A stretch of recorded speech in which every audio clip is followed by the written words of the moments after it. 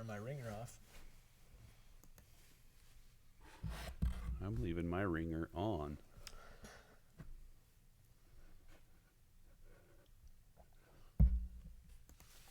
Does it say that we're live? We're live. Whoa, we're live. It says we're live now. Ready to roll? Yeah, I just need to grab this link. Oh, there we are. We're live.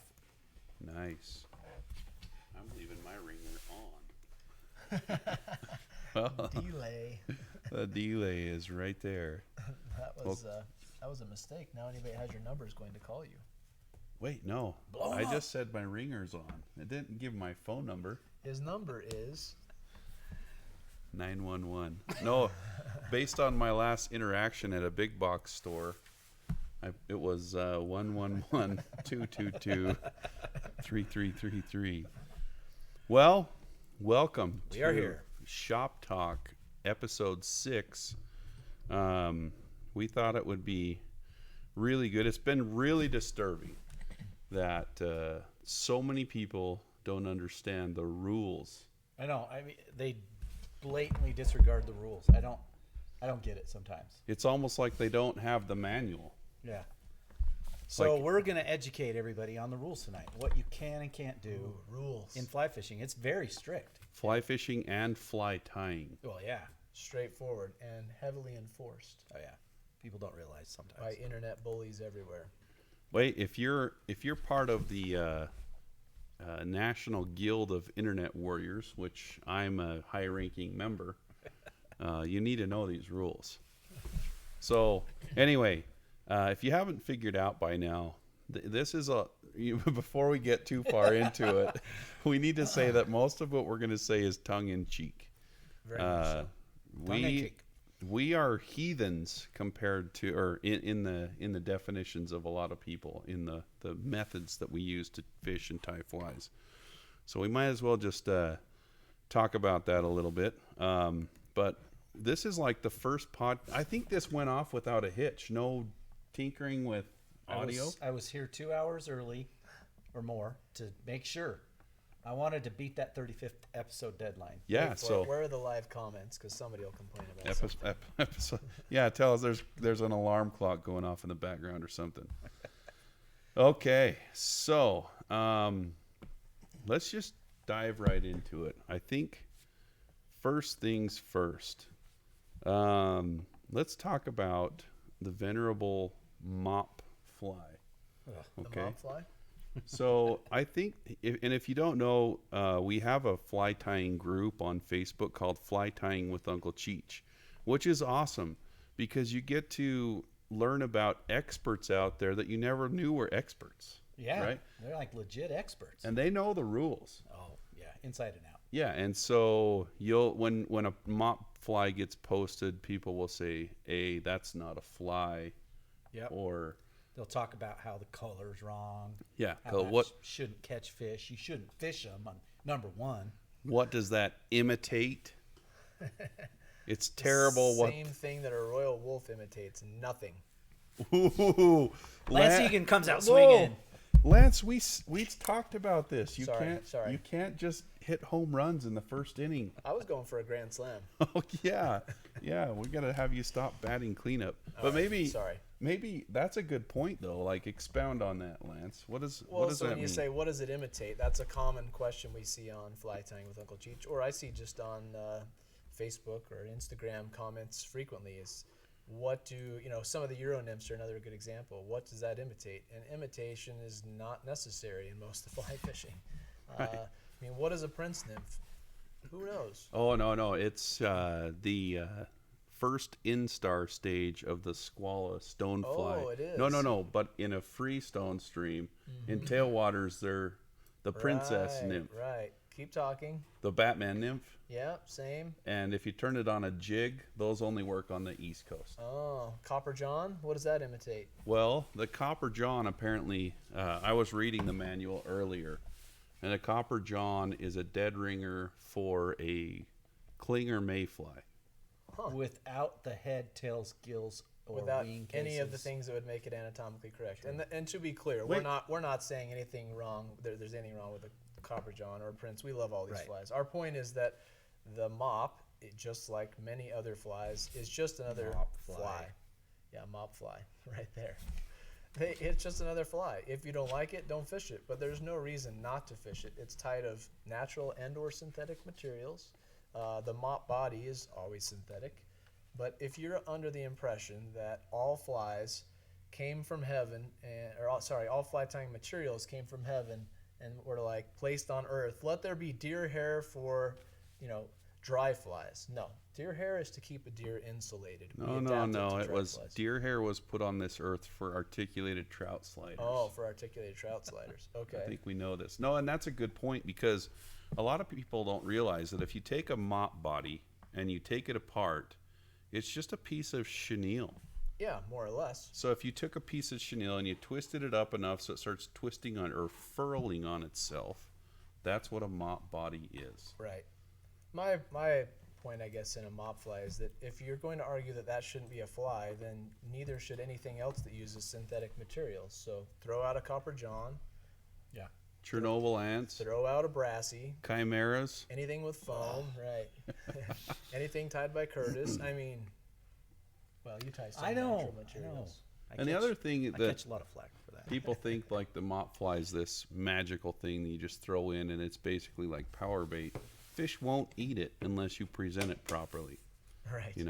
So I mean, you could tie like a big crane fly larva that was maybe shaped the same, and guess what? The fish would eat it.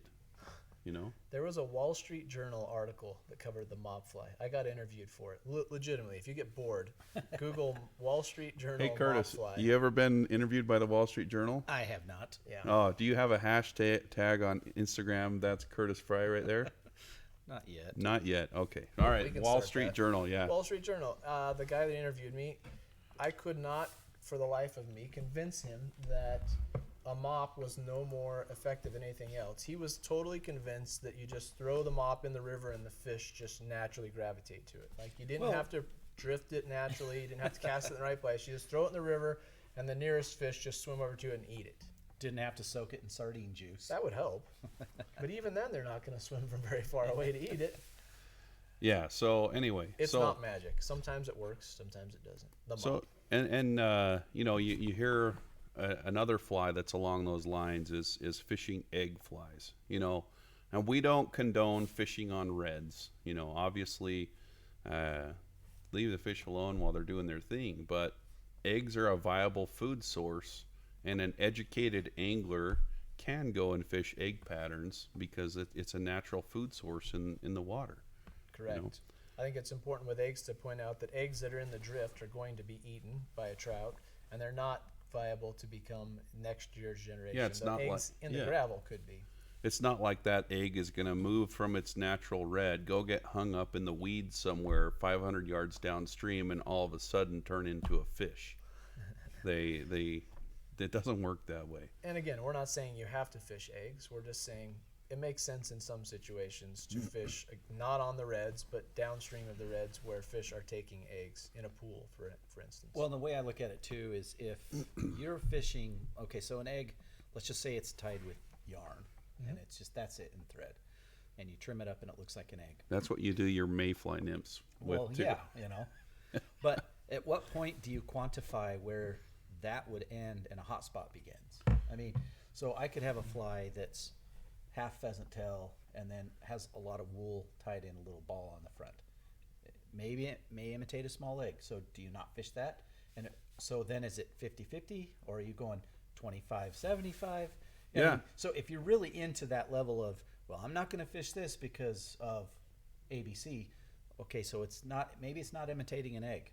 So where do you draw the line? Same with like bead heads. Yeah, I have a story about that. I have a buddy who, he had the older brother, the expert in fishing. He's like, yeah, my brother, he doesn't fish eggs.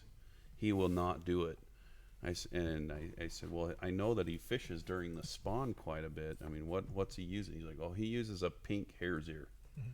And I said, so what's the difference? He's like, well, it's got a mallard tail, a pink hare's ear body, a pink hare's ear thorax, and a little bit of a wing case. I'm like, okay, so it's a tubular shaped egg.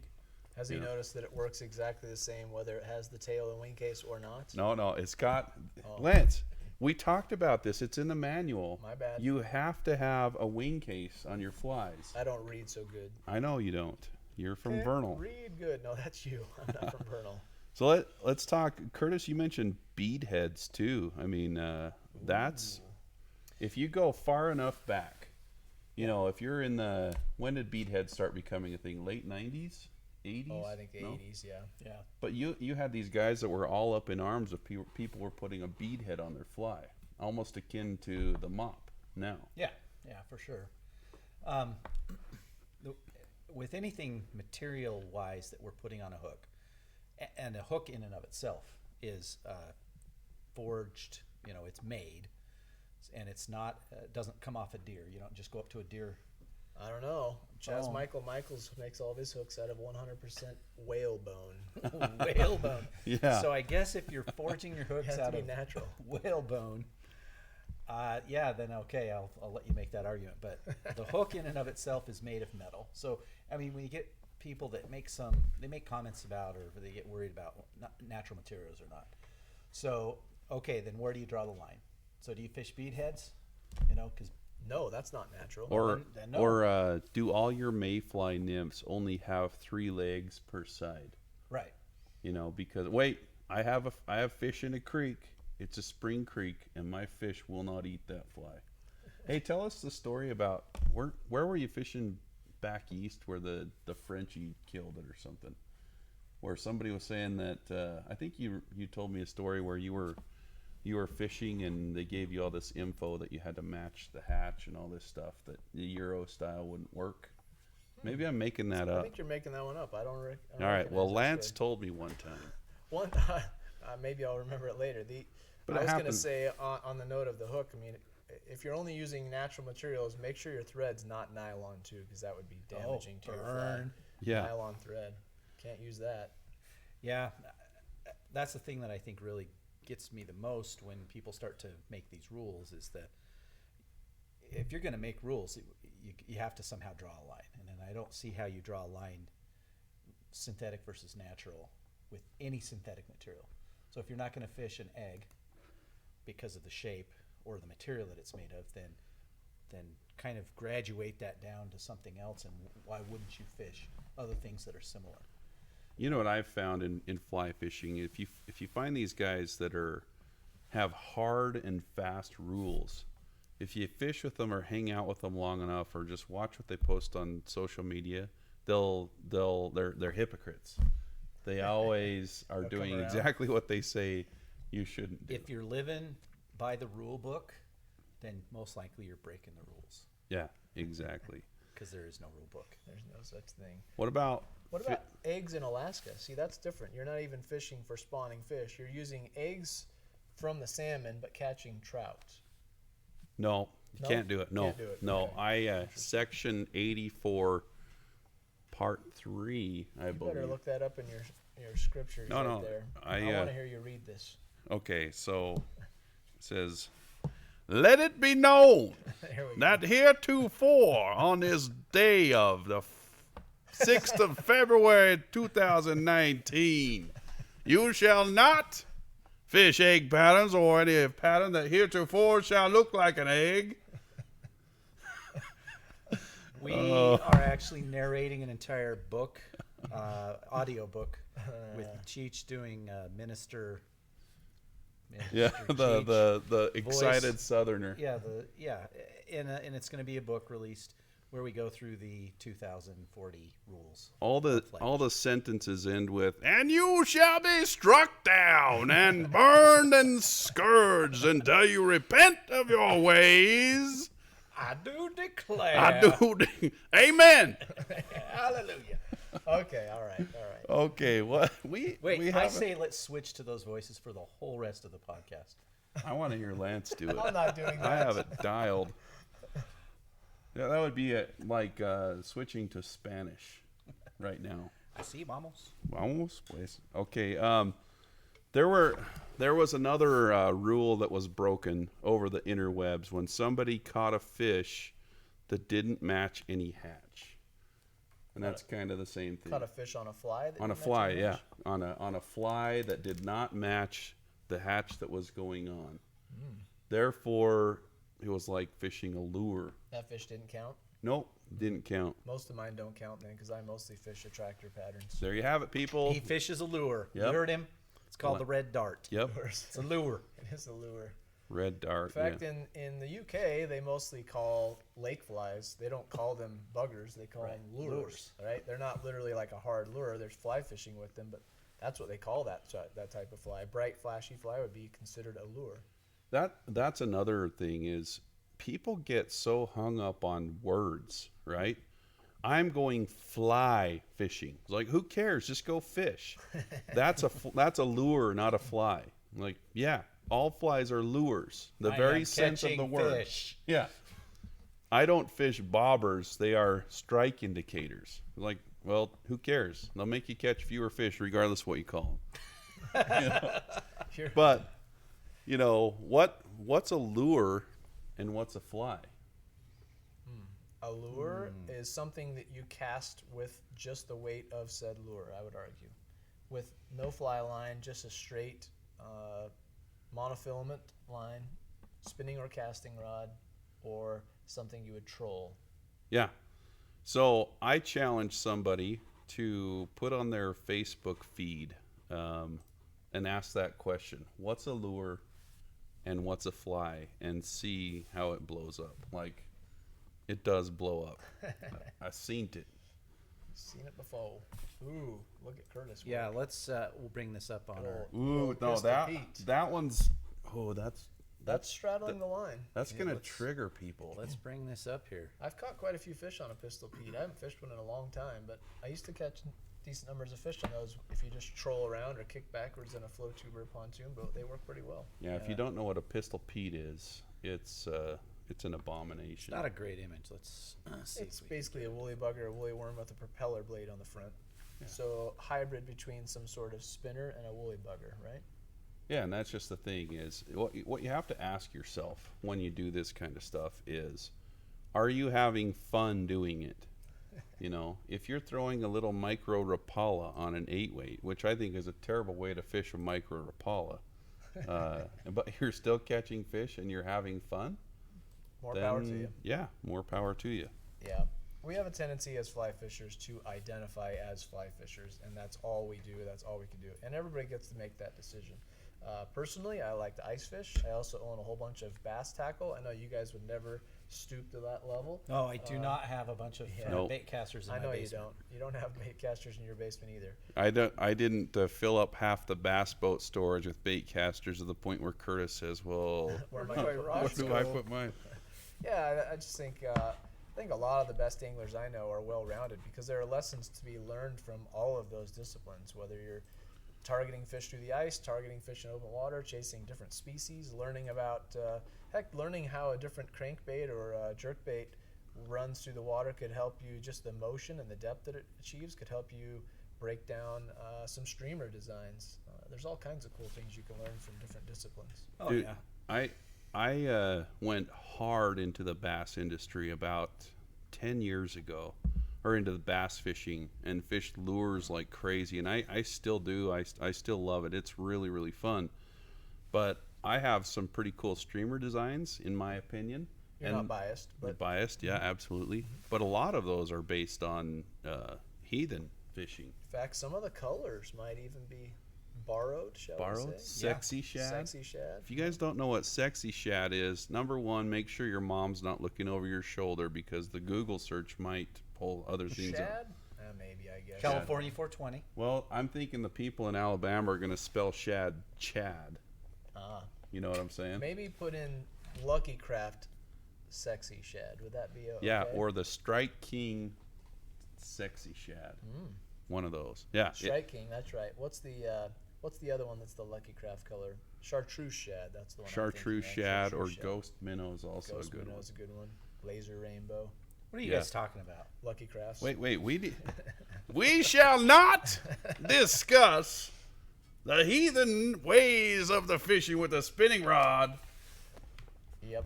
Okay. Sure. That's how I have to rein customers in sometimes too. Guys, we're breaking the rules too many times here. Yep. Okay, let's move on to another subject in and of itself. Uh-oh. let's talk about how many fish you lose because of barbless hooks. I mean, if you fish barbless, you're just not going to land as many fish, right? It depends on the barbless hook you use, I would argue.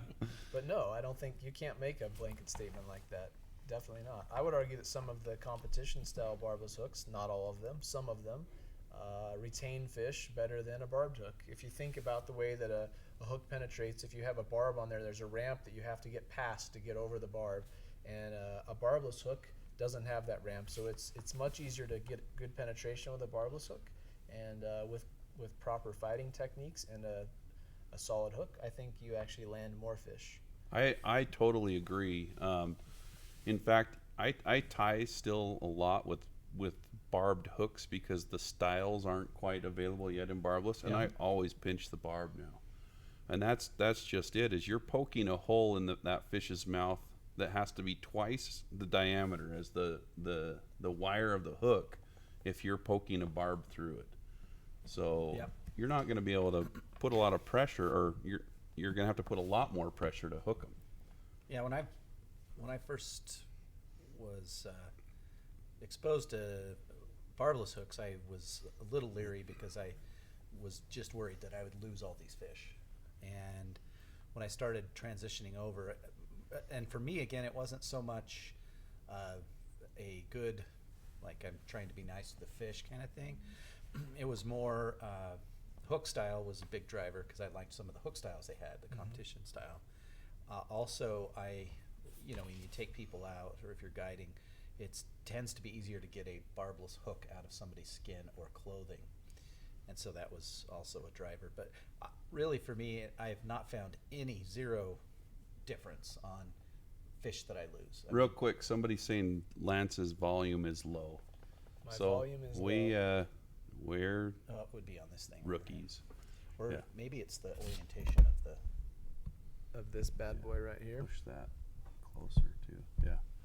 He will put his mouth closer to the microphone. Let's do this. And then flip that around. There you go. There we go. Okay, is that better? How for about Lance? now? Oh, yes. Listen to Bingo. that. Sweet. Yeah, so barbless flies. The funny story, Curtis, who was I with? I can't remember. I was floating the river just up the canyon, and we came around the corner, and there's a guy that's just wincing in pain, and just making a big deal of it. So we pull over, and I'm like, do you guys need help? He's like, do you have any wire cutters?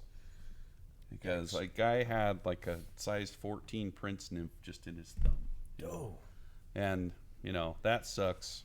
Guy was making a big deal of it. So if you haven't done this, look up some ways to do hook removal. But we did the old paracord wrapped around trick and just yank it out. So we went over and helped him out. But I think it's worth mentioning on barbless hooks. I don't know about you guys, but I don't think any of us started on barbless hooks, right? I know No, I didn't. I didn't.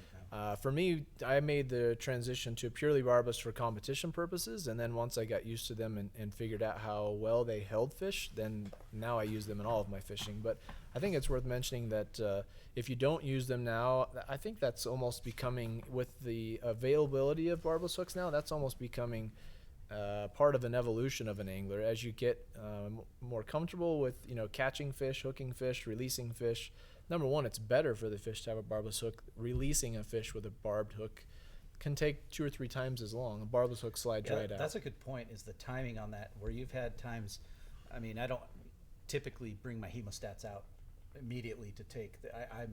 Most of the time I can usually just get the hooks right out. Or if you're like Lance, you can use the catch and release and get them out of there. But I don't use hemostats. I mean, hemostats to take a fly out, that's like 1989, isn't it? it's a good way to ruin your fly, too. Yeah.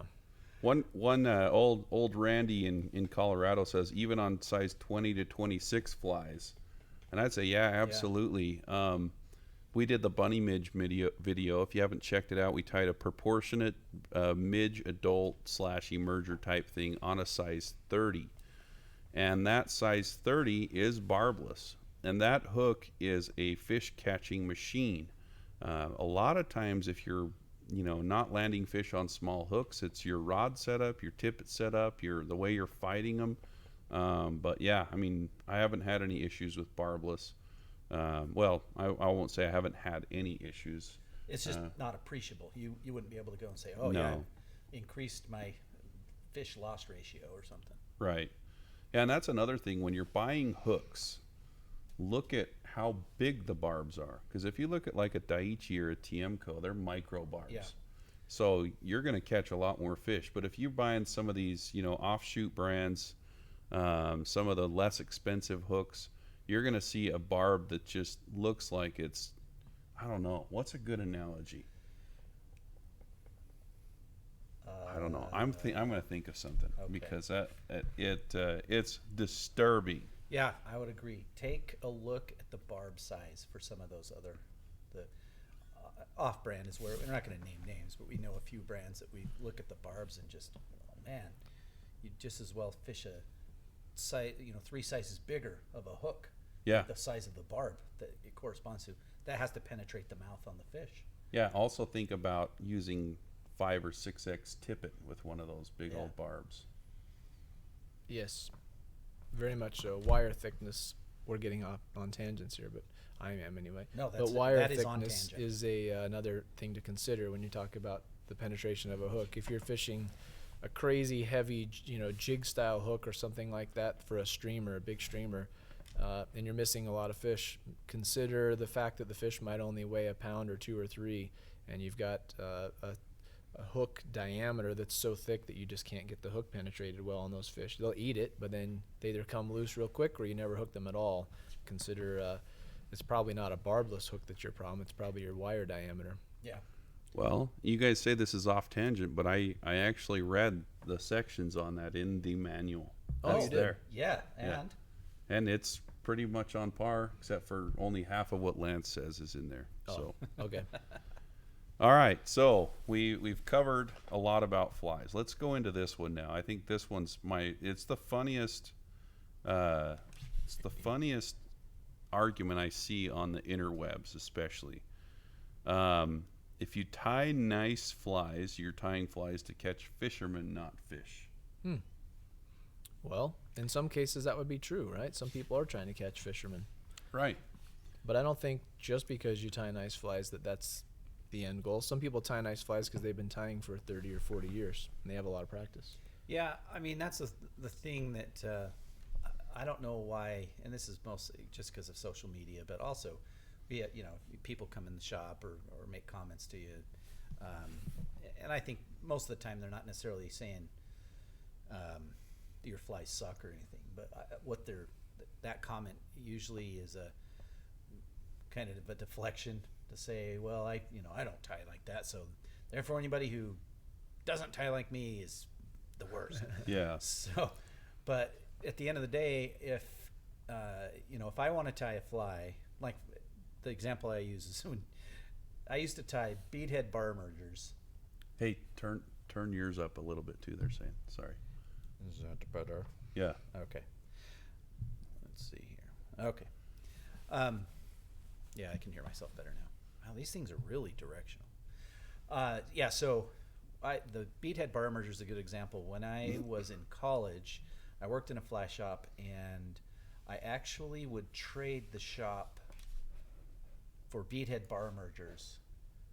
Instead of tying them, I would trade them flies that I tied for the bins in exchange to take a few of the beadhead bar mergers out. Because I would get tired of having to tie the wing, because they've got the wing case, they've got the legs, they've got the tail. And so what I ended up doing was get in a hurry. Okay, I'm not going to tie in a tail, so forget the tail. I'm not going to tie in the legs, forget the legs. I'm not going to do a wing case. And so for years I fished Dubbing on a hook? Yeah, just dubbing. I just fished dubbing on a hook. The Yeah. nastiest You should have looking seen fly. my reaction. And Cheech asked me one day what I was using. I said, I'm just beadhead bar merger. / dubbing on a hook? Yeah. I think I netted one of your fish, and I see the Yeah. fly, and they're like, "What's this? Is this a beadhead bar emerger?" I'm like, "No, it's not." But that's kind of the point. Is I guess it goes to an extreme where I could sit there and I love the pattern, and there's absolutely nothing wrong with tying it with the tails and the legs and the wing case. And if I were to sit down and do a bunch of them today, I would likely do a lot that way because I love the way it looks. but there's a couple things, if I want to spend a minute on I would call what I call now the dubbing emerger. It's a guide fly. I get it done. It's quick, and I can tie up a bunch of them and no problem.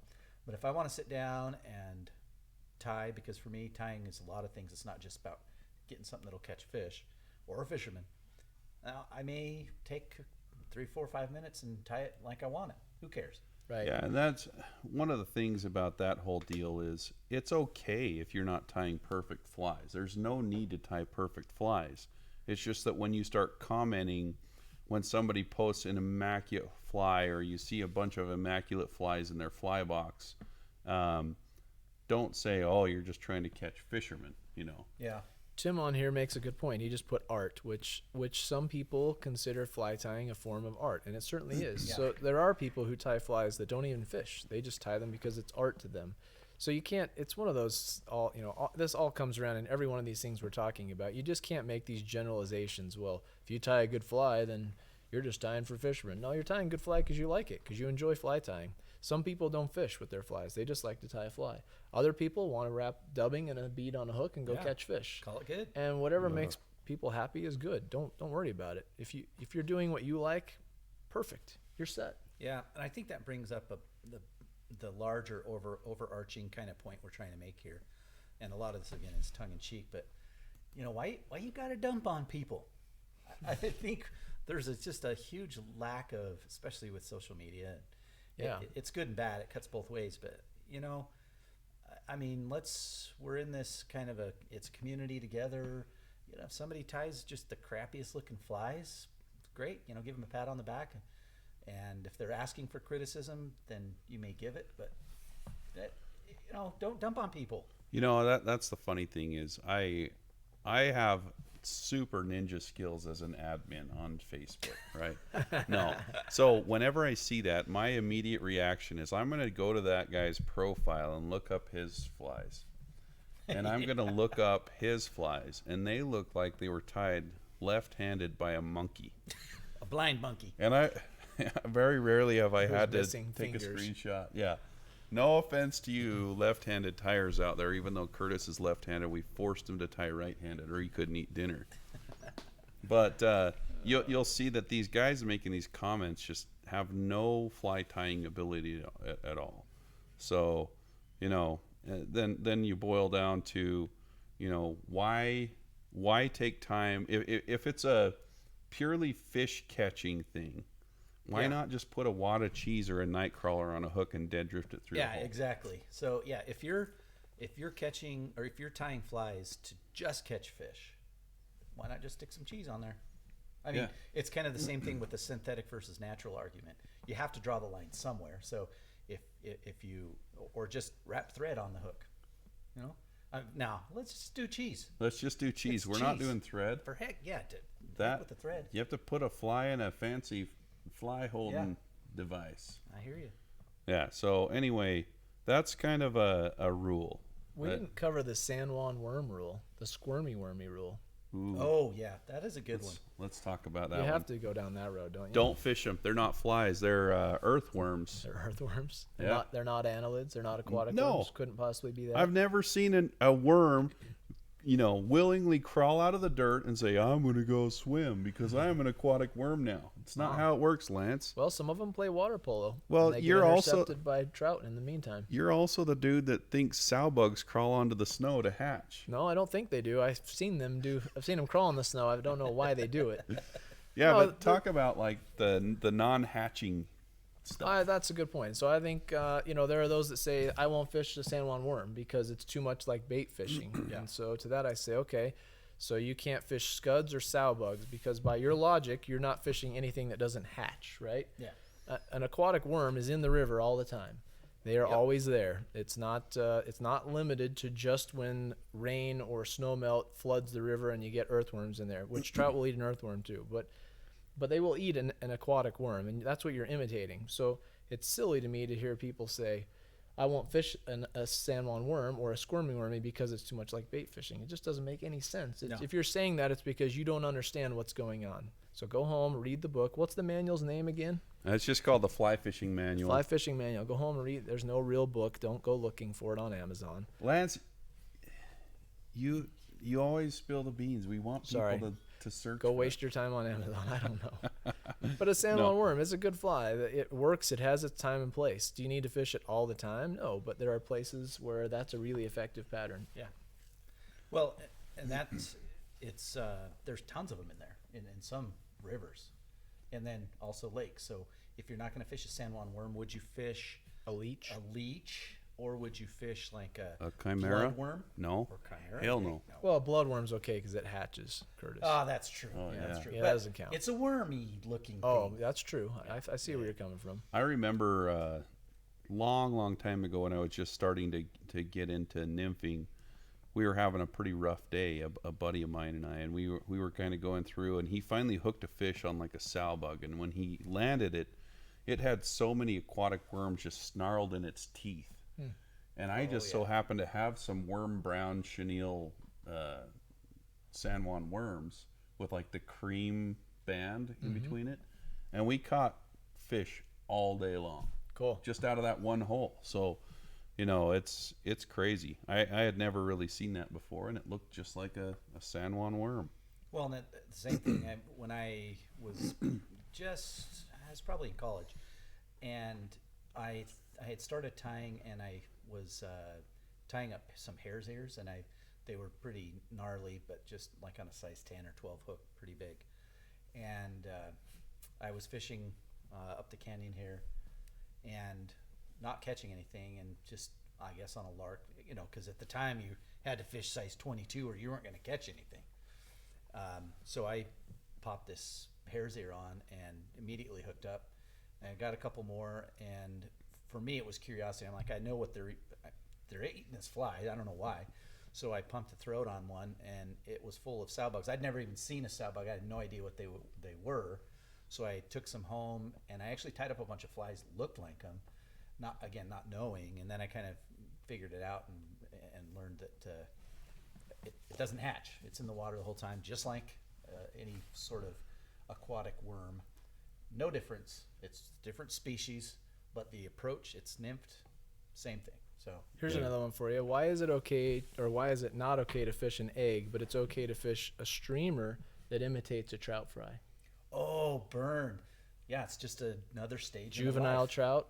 You shouldn't be able to fish that either. Lance, that Or- is or- no. My Come little- on. That's not in the manual. the huevo frito. Well, let's Alevin. add it to the manual right now. No, the huevo frito has a Spanish name. There's a rule: no Spanish names. That is That's so an that's an racist. elven pattern. So you won't fish the newborn, but you will fish, the toddler and the kindergartner. Is that what this is gonna get deep here. Yeah. Well, here. Oh, the I'll huevo just frito. show us this pattern here. Sorry for podcast listeners. You will not be able to see this unless you're tuned into our YouTube. They're saying they still can't hear you, Curtis. Maybe I don't know. is your Does it volume turn my over there? volume up? No, it would be this over here. Yeah, crank that one up and not one notch. Which number am I? One. I don't know. You set it up. That's Lance. Hello. And I do apologize for talking about Alabama. That's just my go-to. I'm from a city called Vernal, Utah, and I got nothing on Alabama. So I hope that's just take better. that. Or it's this one. Uh, Yes. yeah, No. I don't think so. You sound the same on that. Yeah. Or it's this one. Remember, people, we have until episode 35 to Yeah. get this right. But here's the huevo frito. Here what we're talking about. This is a legit stage the trout go through after they hatch. They still have their little egg sac attached to their bodies, and they swim along The sack fry. and feed on it. It's a food source for them. So actually, we're breaking two rules. We're fooling trout that are eating their own kind, and the egg at the same time. So this is probably Wait. So we shouldn't humanize trout. Well, no, that's offensive. Sorry, that was my bad. Yeah, because like you hear guys say, well, if the trout are eating steaks all day and they just want a little hors d'oeuvre, we just throw them a little hors d'oeuvre. It's like, no, trout have different feeding tendencies than human beings. They don't care. It's if called opportunistic feeding. Yeah, they don't have taste buds. But like, they have feelings, though. they will eat Brussels sprouts. You know, and this all kind of boils down to a few things. You know, we talked about hot spots, bead heads, barbless flies, San Juan worms. You can lump in tying with UV resin. You can lump in perdigones. You can lump in tournament fishing. But the end thing is that strong opinions will always weaken with time. You know, so, you know, back when bead heads came out, you had a bunch of people that said, no, we're not going to fish with these. And now, how many of those arguments do you hear? Yeah. Foam's another one. I think when foam first started to come out, you'd get a lot of pushback from people who are more, I'm going to tie with natural materials, which is great. Go ahead. Tie with natural materials. Mm-hmm. Not a bad thing. I love fishing like an elk hair caddis or something that's just more natural. But at the same time, I also love to throw big old honking foam patterns that'll float like the dickens and get fish to eat them all day. I mean, what's a chubby Chernobyl represent? And it's foam. Yeah. Like all foam. I think it represents the Dickens floating. There you go. How does something float like the Dickens? It's a superlative. Basically means a lot. Lance with the dad joke. That's being so mean to me. Sorry. Jeez. I just have to pick on somebody. Yeah, so anyway, you know, as much as people are up in arms about stuff that just totally doesn't matter right now, opinions change, and I may break out a pen and make some edits to the rule book. You know, I have that ability because I'm an internet influencer. Uh-huh. You know, so we're the people who hold the keys to all rules fly fishing. So since you're the key master here, what does the key master say about whitefish? Oh no! So I'll pull it up. Oh yeah, wait. There's no section on whitefish because they don't count. Oh, they don't count. Yeah, whitefish are trash. They're to be thrown on the bank. They have no value to the river.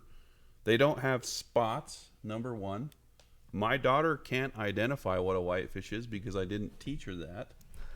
And she can identify most things. So I mean, yeah, whitefish are terrible.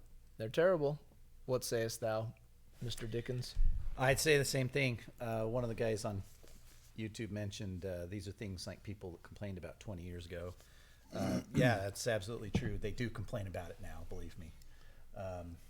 But we're also trying to make a point that there's a lot of things, like I said before, don't dump on people. So let them fish how they want to fish. We're just explaining how these rules apply. What about whitefish? What's your take on whitefish? Yeah, whitefish. I got totally sidetracked by reading the comments. So my first fish that I ever caught when I was 8 years old, I think it was my first fish. Could have been a crappie, but I'm pretty sure it was a whitefish. To my recollection, it was like 24 inches long. It was huge. Oh, this is getting deep. That wasn't a crappie. We got to go and get I weighed. caught it on a lure. A lure? And my cousins helped me catch it, and I was so proud of it. I brought it home, and my mom cooked it for me, and I ate it. And I don't remember anything except it had a lot of bones in it. Did you come up with the chimera right after that? It was right thereafter. It imitates the lure that takes whitefish. But you know what? It was fun to catch. I didn't know what it was, so I didn't throw it back. I didn't have anything against it. It was a great fish. Yeah, they're cool fish. Here on the Provo, we do have whitefish there. And I can usually tell, at least I feel most of the time can tell, when I have a whitefish on by the way it fights. Mm-hmm. And by that you mean it fights harder? Yeah, like, and you hold those things up, they kind of almost feel like a bonefish where they're super muscly. Solid muscle. Yeah. Funny thing is, we're having people actually agree with what I said about whitefish. Now, that was tongue-in-cheek. Tongue-in-cheek, totally. From a manual that doesn't exist. But whitefish are awesome. Lance probably has the best argument I've heard for whitefish. So I will now turn the time over to Mr. Lance Egan. I do declare. No, I'm not going down that road. Whitefish, redfish, Bluefish, yellowfish, we all like fish. Fish. No, on a serious note though, whitefish. I mean, so what's wrong with them? They're a wild fish, or sorry, they're a native fish to our fisheries. Native. Yep. Native in much of the West. They are important for the ecosystem to really be intact. I think if you think of all of the, let's just go through a list of some of the best or most well-known fisheries in our area and surrounding states: the Provo, the Weber, the Green in Utah, the Henry's Fork, the South Fork of the Snake, the Madison, the Colorado River going the other direction. And we can go on and on and on. All of these have one thing in common. They are all amazing fisheries, and the one thing that's holding them together, they all have whitefish. I don't have a biological background, so I have no proof of this. Whoa. Cheers. Cheers. Is that a Pepsi? But whitefish, I think they're really important to a fishery. They fill a niche. They provide the trout with food, number one. Number two, if they one of the, I think, big myths of whitefish is that they displace trout. So if they do that, then why are all of those fisheries we just mentioned that have lots of whitefish, why is it that all of those are also flourishing trout fisheries? They don't misplace fish. They're by design, they co-inhabit the same rivers as trout. So I would argue that a trout will eat a whitefish in egg form. A trout will eat a whitefish when it's first born. A trout will eat a whitefish when it's 3 inches, when it's 5 inches, when it's 7 inches. Now, they'll even eat them bigger than that if it's a large trout, but trout that are, let's say, sub 20 inches are probably not going to eat something larger than 7 inches. However, they're a food source for the trout. I would argue that in our neck of the woods, where I fished quite a bit for a long time, some of the fisheries, the size of the fish has dropped. And what I've noticed on, let's say, sections of the Provo and Weber, most locally here, is that the thing that's disappeared along with the size of the trout is that the whitefish numbers have also declined. So as the whitefish tend to go away, the trout size tends to lessen as well. So again, I don't have a biological background to tell you why that works out that way, but you do fish every once in a while. I do fish every single week, usually, several times if I can. But it's just not. I don't understand the disdain for whitefish. Again, they're a cousin to the trout. They have an adipose fin. They are a salmonid, which is not pronounced salmonoid or salmonid. It's salmonid. I've always said salmonid. Yeah, I think salmonid would be okay, just not salmonoid. Salmonoid. Or saliminoid, I've heard salmonella. before. Saliminoid. But anyway, they're in the trout family. They have an adipose fin. Do they eat chrominids? They eat chronomidges. What about woolly burgers? Woolly burgers? That's only a vernal thing. That's for you vernalians. No, but whitefish are awesome. Honestly, though, I have a lot of respect. No tongue-in-cheek, all joking aside. I love whitefish. I actually relish when I catch whitefish because it's a wild native fish that I have a lot of respect for. Although people don't treat them well, as you mentioned, I've seen people that throw them on the banks, in which case I usually try and give them a quick lesson on why I think they're important, because I think that's a huge mistake. Don't throw whitefish on the bank. Treat them with respect. They're not nearly as hardy as a trout, and they're like the canary in the coal mine. If your whitefish start disappearing, your river has problems. Leave them alone. Treat them with respect. If you don't like catching them, that's okay. Fish other ways, but just try not to eradicate them. They're actually really important to your fishery. So there you go. We found Well said. Yeah, we need to edit the rule book to add whitefish chapter, because fly fishing, whitefish are an important part of that. Holy moly, we've been at this for almost an hour. What else? Okay. What things do we have to cover? Here's a funny one. Well, no, maybe not. Don't do that one. Okay. Here's one.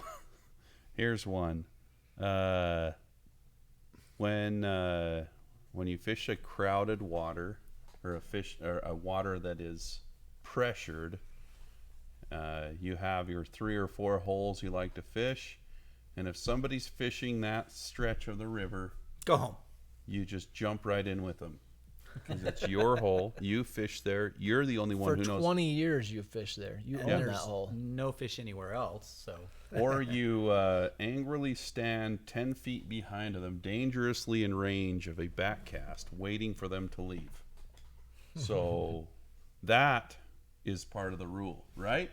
I think the rule should be, be courteous to your fellow anglers. If somebody's already fishing a run, to me, it's awkward to even ask somebody if I can fish it too. Oh, yeah. They're already there. Just go find some new water. But at the very least, if you insist on fishing the same run as somebody else, at the very least, approach from a distance and politely ask the angler there if they mind if you fish their water. They were there first. Doesn't matter if you fished it for 50, 100, or 4,000 years.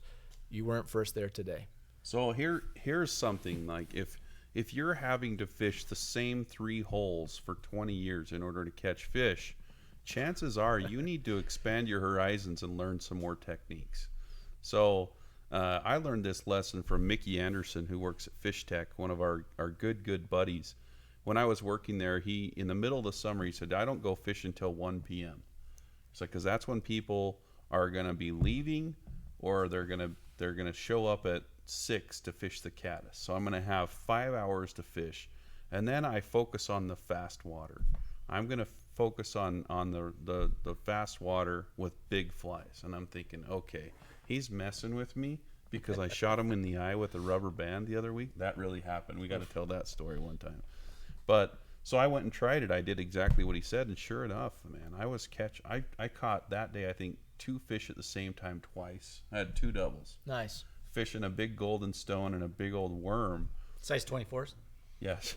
Yeah, on a pressured tailwater. But it was just because it was fishing a shorter rig, fishing different water, and it was great because even if I went and there were people fishing the main runs, I would fish the real fast, nasty water that nobody else would touch in between those runs, to the point where on one day a guy stopped me and he said, "Hey, we've been watching you. What are you using?" And I held up my rig. It was like a size 10 stone and a size 1 worm.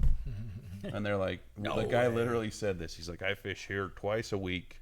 That stuff doesn't work here." There you go. I do declare, chapter 72. Chapter 72, thou shalt not fish the fast water. Especially with big flies. Don't do it. Anyway, so. No, you're right, though. I mean, people get stuck in one run. They get stuck on, they have to hit the pool that holds all the fish in the river. How many times working in a shop, how many times do you get asked, well, what parking lot should I go to? Basically, they want you to tell them, which rock should I go stand on to go catch fish all day long? And you want to go, well, it doesn't matter what rock you stand on if you don't know how to fish. If you can't present flies properly, you can't get the right drift, you can't get the right depth if you're nymphing, you can't get the right retrieve when you're streamer fishing.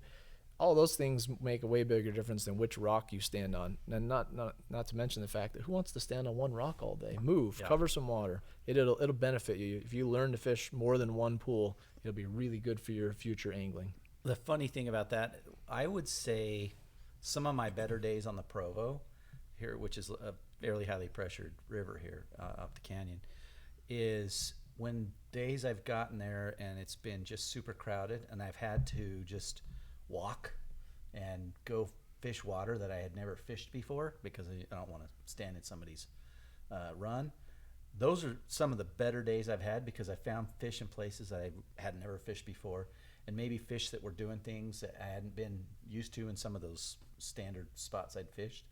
And that's awesome. So it's kind of, fish those other areas. You never know what you're going to get.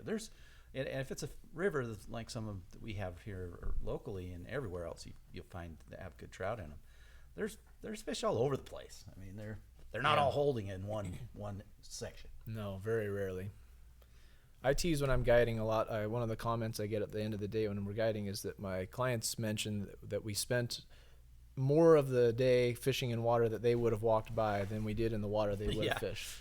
Part of that's the way that I'm mostly Euro nymphing with them and I'm showing them different water types, but it's always an eye-opener for them to see the different water types that do hold fish rather than just the slow, deep water. I think we nailed that one. So, cool. Manual says, don't crowd people, I think, right? Yep, fair. One last thing that I think is funny that you hear a lot is experienced anglers kind of talking down about the younger generation, the flat brimmers, if you will. And you know, the kind of the newer kids, like not every fly fisherman comes into the shop with a button-down Western shirt, Wranglers, and a cowboy hat. You know, And has a vest. yeah. And so every area has this perception of what a prototypical fly fisherman should look like. But the fact of the matter is, you might have a kid come in that's, you know, just got a flat brim on, he rides his skateboard into the shop, and, you know, within a year they're going to be out fishing you. Like, there's so much information and, you know, out there that, you know, it's possible to really dive into fly fishing regardless of what your background is. I think the manual says fish can't see flat brims. True. Although Lance and I don't typically wear flat brims. Because you're noobs. We're noobs. I have to, because I have a size 8 head. But I think the moral of the story is, with anything, is just don't dump on people. Doesn't matter what hat you wear. Be nice. I like to wear those goofy full brimmed hats. Oh, I do too. I like those. They're awesome. Oh, yeah. Yeah, if you see our video floating the Green River, you'll see 2 of those. And guru Lance hats. rescues my hat. I in rescued that your video, with a so fish check on. it out. Yeah, that was I amazing. caught your hat with my dropper while Netted. fighting a fish. That's ninja. Skills. I don't want to brag, but I just did. But that was ninja. I was impressed with I was impressed with myself. Didn't have anything That to was a do good with the video. guy on the sticks at all. No, we had the anchor dropped.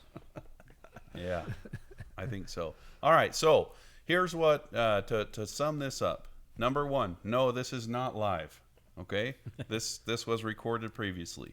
Number 2, there are no rules to fly fishing. Okay, so unless they're state, Follow your local state follow the regulations. laws, but all these dumb rules don't exist.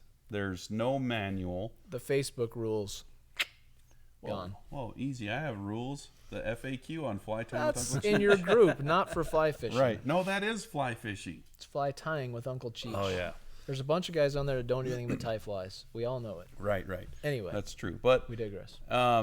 yeah, so just keep in mind that it's okay to have strong opinions as long as you allow other people to have just as strong opinions and argue their point as well. No, it's okay to have strong opinions. Just don't share them with everybody. Yeah, and just don't Keep it expect, yourself. like, I don't like to eat raw onions. Curtis does. Guess what? We're still good buddies. It's disgusting. So, anyway. I don't like to sleep with a beanie on my head in the summertime. Oh, Son of a- I have to. You don't have to. You choose to. No, I have these locks of love. Maybe if I catch 22-inch fish all the time, I can keep getting haircuts. You should. My hair's as long as it gets right now, but you should give that a buzz cut and a little mane and tail, and you'll be in business. I don't want people on the internet to think I'm bald. Oh, too late for that. Yeah. That happens with Lance. Anyway. Are we out of time? We don't have time for that last yellow one. I like Let's that last do it. yellow one. Oh, yeah, that's a good one. This is bonus content. Bonus content. Bonus content. So Now. Lance likes to get up on his soapbox, and I want to hear him talk about this one. I don't like to get on a soapbox. I just think it's funny. These are one of those generalizations. So this one is the rule is that you can't use fluorocarbon for dry flies, and that's false. You can certainly use fluorocarbon for dry flies. You don't have to. You could use nylon. We did nylon for a long time. Wait, before what's fluorocarbon was nylon? available. I thought it was fluoro and monofilament. Oh, here we go. Yeah, that's the one. Both fluorocarbon and nylon are monofilament. Monofilament means single strand, one strand. So both materials, nylon and fluorocarbon, are monofilament. That's a big one to swallow, I know, but it's a pill you can get that one down. So we've got that established, right? Nylon, fluorocarbon. So nylon and fluorocarbon can both be used for nymphing, dry streamers, whatever you want. Fluorocarbon is more dense than water by like this much. Nylon is not more dense than water. So people argue you can't use fluorocarbon for dries. You can. In fact, I do. That's all I use is fluorocarbon tippet. I wouldn't advocate using fluorocarbon leaders if you're going to use dry flies because I think the thicker butt sections will push down into the surface and will maybe pull your fly under a little, especially on a lift out. But if you're using a nylon leader and attaching fluorocarbon tippet to the end, you're totally fine fishing fluorocarbon tippet. In fact, I prefer it. On that note, you don't have to fish. This is not a rule. You don't have to fish one or the other. Our point here is that rule is bogus. You don't have to carry both nylon and fluorocarbon tippet if you don't want. You can if you choose to. And the funny thing is, I heard that I should not fish fluorocarbon with my dry flies. years ago. So I didn't. Because why? What Because was I our- had just heard that you don't fish fluorocarbon because it'll make your flies sink, your dry flies. Yeah. So I go along like a lemming, just not using it, swapping out when I switch rigs, until one day when I was too lazy to swap out, I said, I'm just going to try this. Sort of like, and it worked. My flies did not sink. And I'm also here to tell you that you could, if you wanted, in a pinch, fish a dry fly on a midge tip line. For short periods I've of time. done it. Yeah, it's been done. Wouldn't recommend it, but No. I'm just saying. So there is a rule: do not be lazy. Oh yeah. Change your Yeah. line out. The But old- yeah, you never. Yeah, Try try this fluorocarbon stuff. and nylon. Yep. I think, I don't know, is it, we don't need to go into it anymore. Yeah, no, I think you nailed it. That's good. And that you heard Lance Egan himself in the flesh Yeah. speak upon which term of fluorocarbon that you shall fish it with a dry fly. Actually, let's do this. Ready? So one of the things that people will say, if you're a dyed-in-the-wool dry fly guy and you use only nylon, the first thing that you do is you degrease your leader so that it sits under the surface so it casts less of a shadow, right? Most people don't do that. But if you're really, really techie, you're fishing for spooky point. fish, Yeah. you would degrease your leader. Fluorocarbon tippet will do that for you. It'll sit right in the surface. It won't cast as large of a shadow, and it takes away a step that you don't even have to do. Good point. Tip of the day. Yep. Ready? Nice. Anyhow, I like it. we could end on that. That's good. And Lance fishes dry flies and streamers. I've seen him do it. What? I thought he did only Euro nymph. Yeah, I'm definitely more known to just only nymph, but I don't really nymph that much on my own, except in the wintertime. Kind of a rookie. All right, so maybe next time we'll talk about number one. These are some of the points that we didn't cover. Respect the resources. Treat fish well. Expensive gear is not just a waste of money all the time. That one's a good one.